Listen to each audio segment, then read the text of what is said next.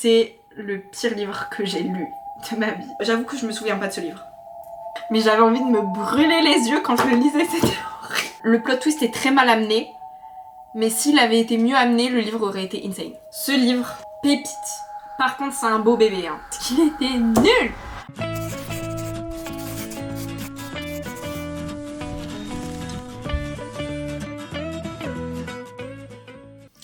Hello et bienvenue dans cette nouvelle vidéo. C'est la première vidéo que je fais qui n'est pas un vlog. Aujourd'hui on va parler de livres parce que j'ai énormément lu depuis le début de l'année, donc autant en faire quelque chose.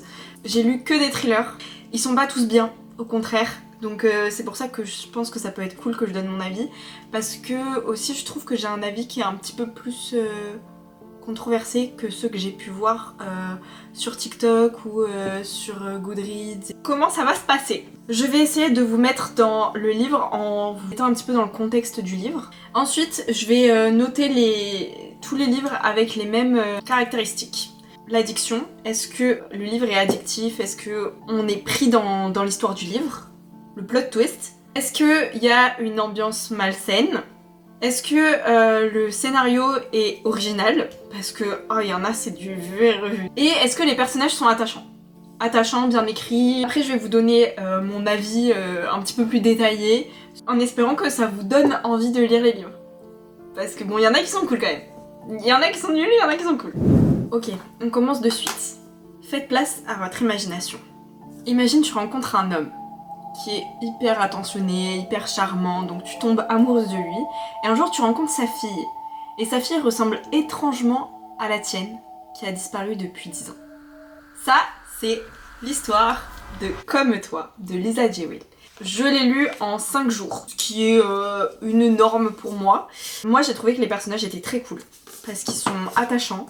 Les personnages sont assez réels, c'est-à-dire qu'ils ont tous du positif, mais du négatif aussi. Et du coup ça les rend assez humains. J'ai trouvé qu'il était assez facile et rapide à lire, mais le problème c'est que la fin est extrêmement prévisible. En fait, au début tu te demandes ce qui va se passer, et quand t'arrives au milieu du livre et que tu comprends tout, bah du coup la fin est super longue à arriver, parce que tu sais déjà tout ce qui s'est passé. Et je trouve que c'est dommage. Je pense que si l'autrice elle avait mis des petits détails un petit peu plus jusqu'à la fin, et dévoilé vraiment tout ce qui se passe à la toute fin, ça aurait été beaucoup mieux. Mais du coup c'est ça qui rend le livre un peu moins bien. Mais sinon le scénario et tout est grave cool parce que c'est pas du tout ce à quoi on s'attend. Je pense que l'histoire à la base a un très gros potentiel, mais je m'attendais quand même à une histoire qui était beaucoup plus trash et avec des trucs un petit peu plus what the fuck. Si vous aimez pas trop le sang, les trucs vraiment hyper malsains, bah vraiment je vous le conseille parce que il est chill, très chill. Après j'ai trouvé que la fin était quand même très décevante. Mais bon, ça c'est un petit peu tous les livres que je lis. Donc, imagine, ton mari est accusé du meurtre de sa maîtresse. Tous les indices pointent vers lui. Et malgré tout, tu es celle qui va devoir le défendre devant le tribunal. Et toute sa vie entre tes mains. Ça, c'est l'histoire du mariage parfait de Geneva Rose. Je lui mets une note de 3 sur 5. En fait, l'autrice m'a complètement manipulée. Je suis quand même un peu déçue de comment elle m'a manipulée, quoi. Ce qui est vraiment cool avec ce livre, c'est que on a d'un côté la tromperie et de l'autre le fait que la femme elle est avocate et elle veut absolument défendre son mari devant le tribunal. Et du coup pendant tout le livre on est en mode mais est-ce qu'elle a raison de le faire ou pas? Et ils ont tout un passif ensemble aussi qui fait que les deux personnages sont hyper attachants et ça nous garde un petit peu en haleine sur ce truc de bien et du mal jusqu'à vraiment la dernière page où tu fais ah, c'est pas du tout ce qu'on pensait. Et en fait pendant tout le livre je m'attendais à une fin un petit peu classique et c'est pas du tout le cas. Je trouve que ça va pas trop avec le livre parce qu'en fait ça sort un petit peu de nulle part et du coup il n'y a pas d'indice pendant tout le livre de ce qui va se passer. Et je trouve que ça c'est vraiment dommage parce que du coup tu te dis mais en fait elle a prévu la fin au dernier chapitre en fait. Genre elle a pas prévu depuis le début où là on te manipule. Moi ce que j'aime dans les thrillers c'est que depuis le début on manipule ton cerveau, on te donne des indices mais toi t'es pas foutu de les voir parce que t'es dans ton idée. Il y a pas d'indice donc à la fin tu te retrouves comme ça devant la fin et t'es en mode bah ça sort tout ça. On passe à deuxième préféré de tous ceux que j'ai lus. Imagine que tu crois que ton fils est en train de jouer chez son copain. En fait tu vas le chercher et la dame qui t'ouvre te dit mais Qui êtes-vous? Je n'ai jamais vu votre fils. Et en fait, ton fils a disparu. Cette histoire, elle était trop bien. Vraiment un livre où ça te donne des indices pendant tout le livre. Tu comprends pas les indices. Tu comprends pas le lien avec l'histoire principale. Et à la fin, quand il y a tout qui se met en place, t'es en mode waouh, en fait, depuis le début, on me prend la tête et tout. J'aurais pu comprendre, mais j'ai rien compris du tout. Et ça, moi j'ai kiffé. Ça m'a vraiment torturé l'esprit pendant tout le livre. On rentre dans l'histoire de la disparition du fils. Et en fait, c'est vraiment beaucoup plus compliqué qu'une disparition assez classique, on va dire. Et en fait, ça va avec des éléments du passé du couple. Et du coup, c'est super cool parce que on voit plusieurs personnages. L'histoire suit deux familles. Et au début, on comprend pas du tout le lien de ces deux familles. Et pendant tout le livre, on se demande quel est le lien. Et en fait, on le sait vraiment qu'au dernier chapitre. Et moi, j'aime ça. C'est vraiment une lecture qui est extrêmement facile, qui est très rapide. Je l'ai lu en 3 jours. On passe au suivant. Imagine bien. Tout le monde rêve d'avoir ta vie. Ton mari parfait, ta maison parfaite, ta vie parfaite. Mais en fait, derrière les portes, c'est pas du tout ce que les gens croient. Et personne voit que c'est absolument pas la vérité. Ça, c'est l'histoire de Behind Closed Doors, B.A. Paris. C'est un livre que j'ai lu en une journée. Vraiment, il est hyper facile à lire. Je crois qu'il est court aussi. Tout se passe dans les mêmes endroits. Il y a très peu de personnages, donc c'est assez facile de comprendre qui est qui. Le problème, c'est que ça alterne entre passé et présent. Et des fois, c'est très compliqué de savoir où est-ce qu'on en est. La petite sœur du personnage principal qui est trisomique. Enfin, il y a une dimension du coup par rapport à ça dans le livre. Et c'est hyper intéressant et en même temps c'est ce qui fait que le livre est extrêmement dérangeant. Le point aussi un peu négatif, c'est que c'est extrêmement similaire à La femme de ménage de Frida McFadden. Vraiment au début tu te dis mais c'est la même histoire. Il y a même des prénoms qui sont similaires, enfin c'est vraiment perturbant. Il n'y a pas de très gros plot twist, même si la fin est sympa. Franchement la fin est grave cool. Il n'y a pas d'histoire annexe à l'histoire principale. On suit que l'histoire du couple et du coup de la petite sœur de la femme. On rentre vraiment bien dans leur univers. On arrive bien à visualiser leur environnement, la maison dans laquelle ils vivent, etc. On rentre très bien dans la tête du personnage principal qui s'appelle Grace. C'est tout ce qu'elle pense, comment elle pense. Et je trouve qu'elle est quand même très mature. J'ai trouvé que La femme de ménage c'était un petit peu facile comme on était dans la tête du personnage. Là au contraire, la femme elle arrive vraiment à comprendre les enjeux qu'il y a, etc. Enfin je sais pas, moi j'ai beaucoup aimé comment les personnages sont construits. Voilà pour ce livre, en tout je lui mets 4 sur 5, vraiment il est cool, mais je pense que si vous voulez le lire en plusieurs jours, dans plus d'une semaine, vous allez vous faire chier. On passe à la suite. Un livre que j'ai pas beaucoup aimé. Imagine tu laisses ton bébé dans ta maison pour une soirée chez les voisins. Et quand tu reviens, le bébé est plus là. Donc tout ton monde bascule. Ça c'est l'histoire du couple d'à côté de Shari Lapena. Et franchement, pas ouf. Moi je lui mets 2 sur 5 parce que c'est très lent. Je sais pas, l'intrigue elle pourrait être cool mais c'est lent, c'est redondant, c'est pas passionnant. Il y a peu de personnages donc on arrive vite à identifier qui a fait quoi. Pour autant, la fin est assez surprenante.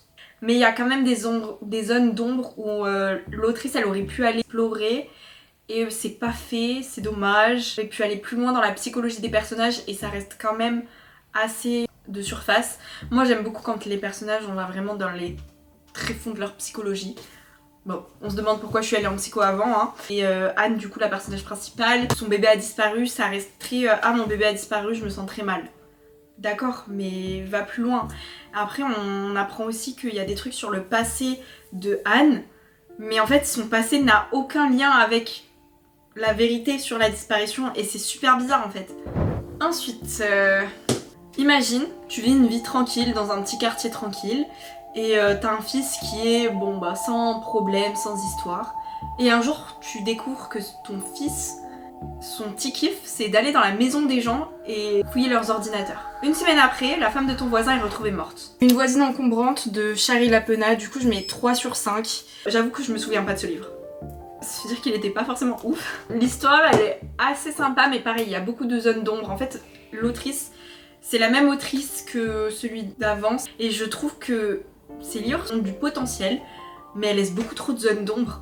Et j'ai lu que c'était fait exprès, mais en fait c'est juste frustrant et bah tu te dis, bah c'est pas écrire en fait. C'est quand même un thriller qui est très chill. Bon, on passe à la suite. C'est le pire livre que j'ai lu de ma vie. Imagine, une élève de ton lycée a fait scandale avec un professeur l'année dernière, et ce professeur a été renvoyé sur le champ.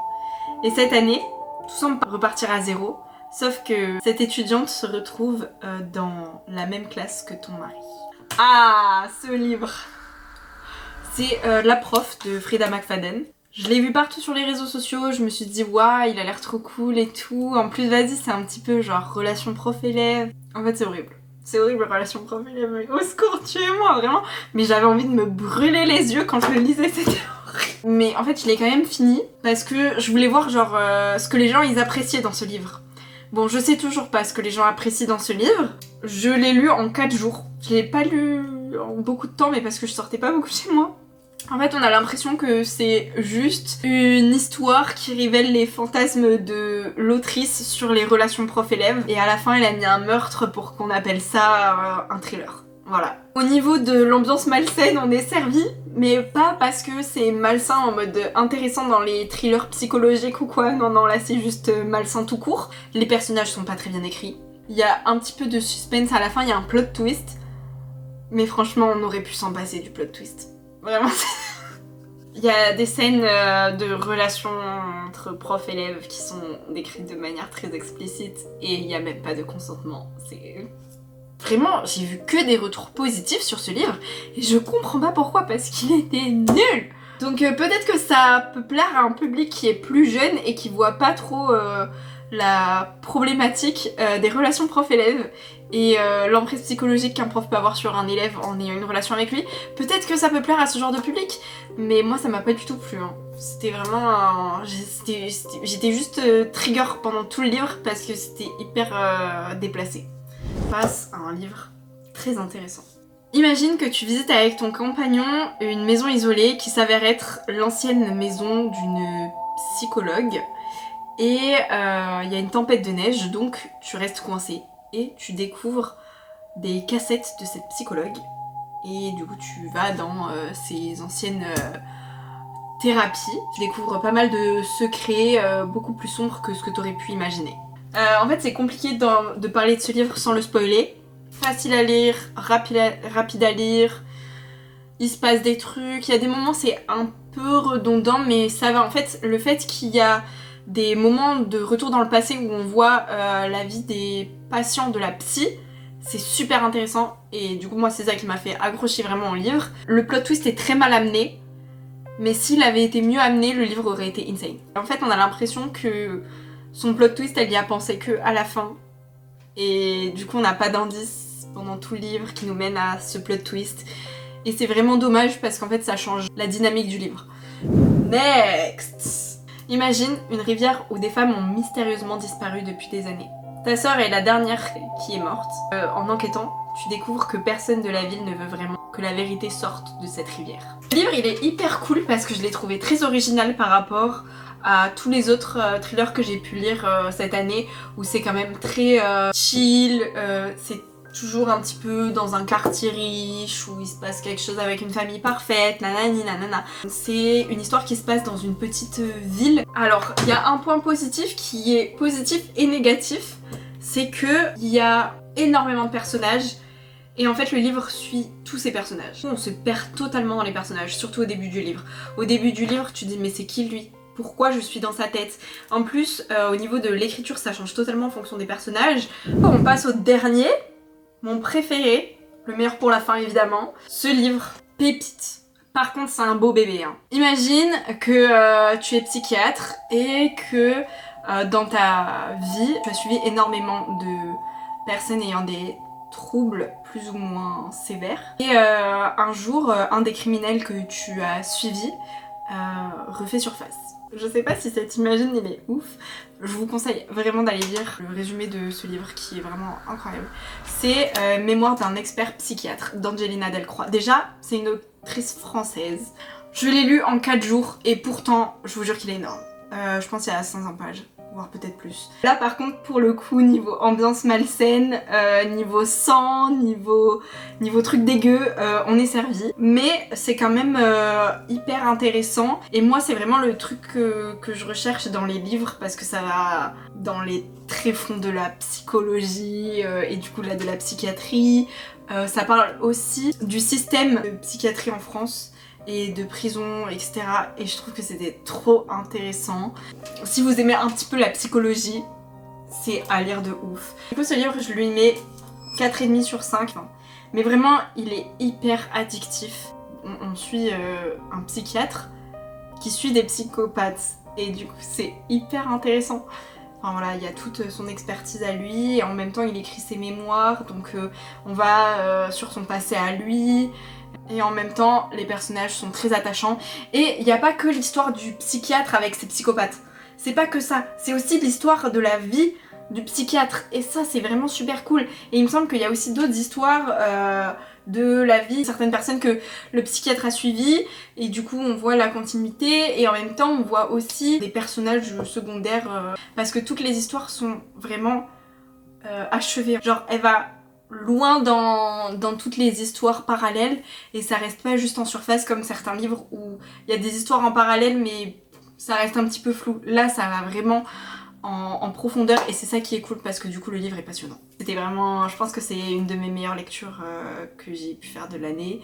Même de toujours en fait. Écoutez, j'espère que vous avez aimé cette vidéo. J'aurais quand même été assez claire dans ce que je raconte. Parce que c'est vrai que sans spoiler le livre, c'est très compliqué d'en parler. N'hésitez pas si vous avez des livres à me conseiller. Voilà, donc j'espère que ça vous aura plu. Et du coup, on se revoit la semaine prochaine, normalement. Bisous!